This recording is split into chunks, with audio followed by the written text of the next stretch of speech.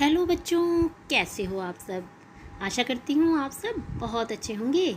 मैं ज्योति study with J के channel पर आपका बहुत बहुत स्वागत करती हूँ। आज हम लोग करने वाले हैं कक्षा 5 हिंदी से कविता एक माँ की बेबसी, इसके प्रश्नोत्तर। तो चलिए इसको देख लेते हैं।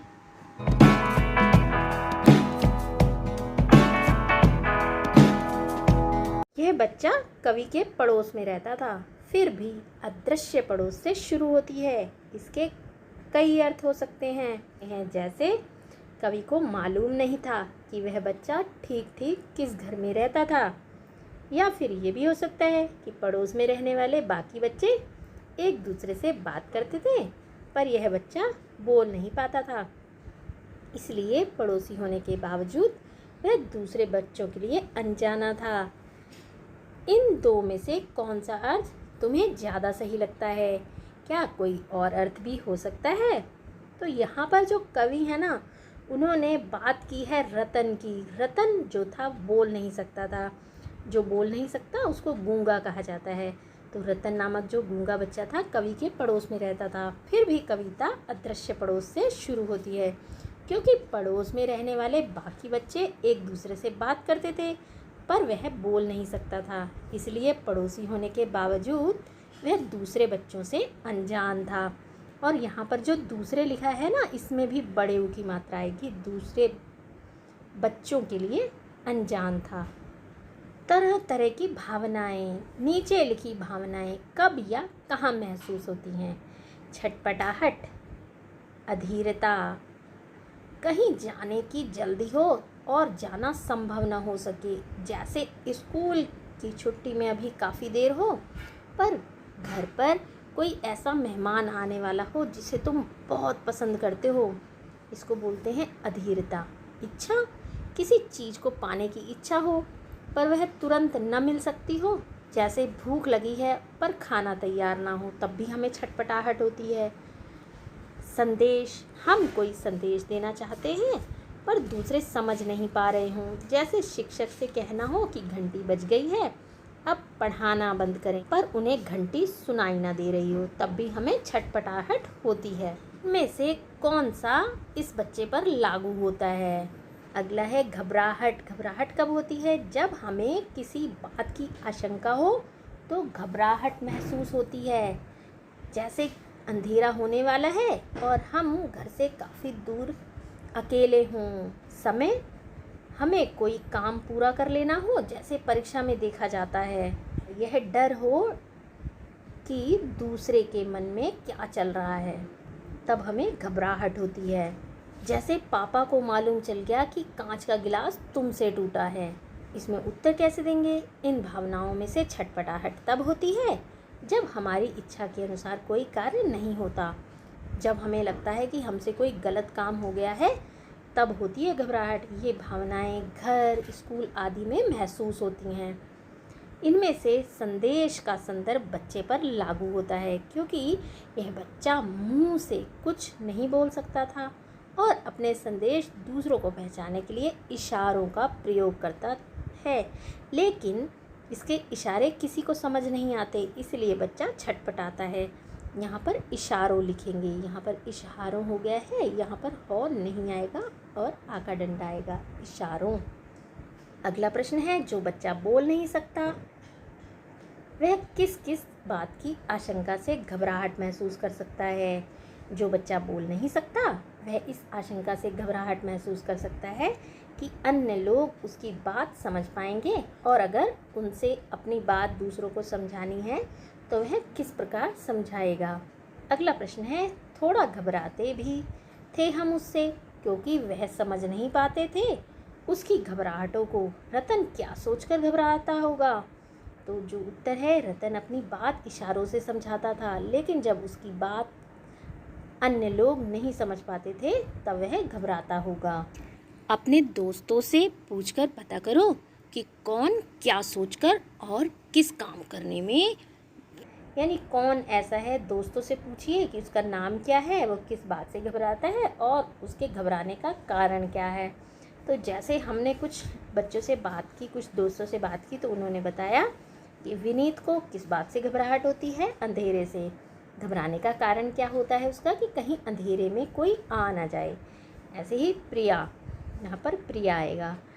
प्रिया बीमारी से घबराती है, बहुत सी दवाइयाँ खानी पड़ेंगी। रजत को ऊंचाई से घबराहट होती है कि कहीं मैं गिर ना जाऊं। अविनाश को पानी से घबराहट होती है कि कहीं डूब ना जाऊं। ऐसे ही अक्षित को आग से डर लगता है कि जल ना जाऊं। यहाँ पर खी लिखा है, की आएगा कि जल ना जाऊं। भाषा के रंग। कवि ने इस बच्चे को टूटे खिलौने की तरह बताया है। जब कोई खिलौना टूट जाता है तो वह उस तरह से काम नहीं कर पाता जिस तरह से वह पहले करता था। संदर्भ के अनुसार खाली स्थान भरो।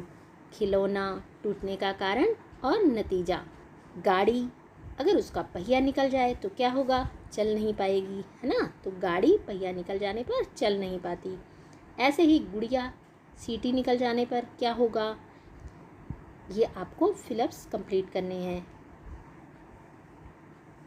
जैसे गुड़िया सीटी निकल जाने पर बज नहीं पाती, गेंद पिचक जाने पर उछल नहीं पाती, जोकर चाबी निकल जाने पर चल नहीं पाता।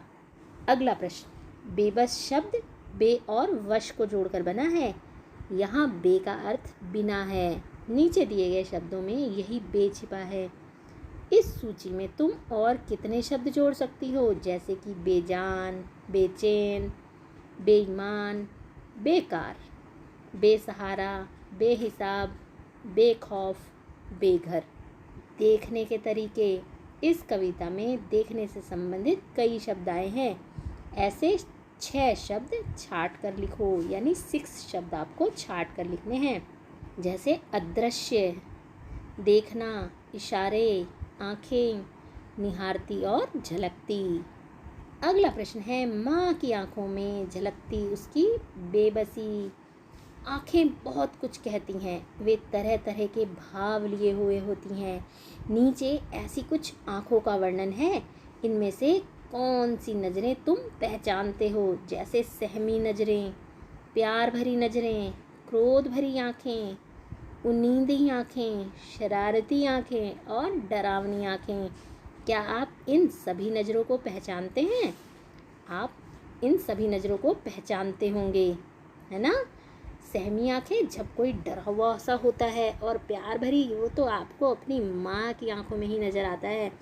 माँ जो होती है ना, वो अपने बच्चों से बहुत ज़्यादा प्यार करती है। इसके अलावा दादा दादी, टीचर्स, आपके सारे रिश्तेदार, वो भी आपसे बहुत प्यार करते हैं। और अगर आपको अपनी मम्मा प्यार करती है ना, तो आप कमेंट बॉक्स में हाँ लिख के बताइएगा। अगला है क्रोध भरी आँखें। जब किसी को गुस्सा आता है तो उसकी आँखें भी आप पहचानते होंगे। अगर आपके माँ बाप को कभी, माता पिता को कभी भी क्रोध आए तो आपको उसका बुरा नहीं मानना चाहिए, क्योंकि उसमें भी वो आपका ही भला सोचते हैं।